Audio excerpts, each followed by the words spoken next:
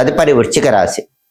వృశ్చిక రాశి వాళ్ళకి ఈ బుధుడి వక్రం వల్ల ఏర్పడే ఫలితాలు పరిశీలిస్తే మామూలుగా అయితే వృశ్చిక రాశి వాళ్ళకి ఈ వక్రించిన బుధుడి సంచారం 8వ స్థానంలో ఏర్పడుతుంది. ఎందుకంటే బుధుడు మిథునంలోకి వచ్చాడు కాబట్టి వృశ్చిక రాశి వాళ్ళకి అది అష్టమ స్థానం అవుతుంది. అష్టమ స్థానంలో బుధుడి సంచారం అనేది వ్యతిరేక ఫలితాలే ఇస్తుంది. కానీ బుధుడు ఇప్పుడు వక్రించాడు కాబట్టి, వక్రించి అష్టమ స్థానంలోకి వచ్చాడు కాబట్టి ప్రధానంగా జరిగేటటువంటి ఫలితం ఏంటంటే కమ్యూనికేషన్ రంగంలోనే ఇబ్బందులు ఉంటాయి, మిగతా ఇబ్బందులు ఏవి కూడా ఉండవు. వృశ్చిక రాశి వాళ్ళు ఎవరైనా సరే మీడియా ఫీల్డ్లో ఉన్న, మార్కెటింగ్ ఫీల్డ్లో ఉన్న అలాంటి రంగాల్లో మాత్రం కొంత వ్యతిరేక ఫలితాలు ఎదుర్కొంటారు. రచనా రంగంలో పనిచేసే వాళ్ళకి పనుల్లో కొంత ఆలస్యం అనేది ఏర్పడుతుంది.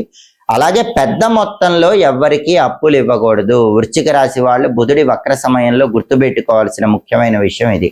ఎవరికైనా బల్క్ అమౌంట్లో మనీ ఇస్తే మాత్రం ఆ మనీ తిరిగి రావటం అనేది కష్టంగానే ఉంటుంది. ఆ ఒక్క విషయం తప్ప వృశ్చిక రాశి వాళ్ళకి బుధుడి వక్రం పెద్దగా వ్యతిరేక ఫలితాలు ఏమి ఇవ్వదు.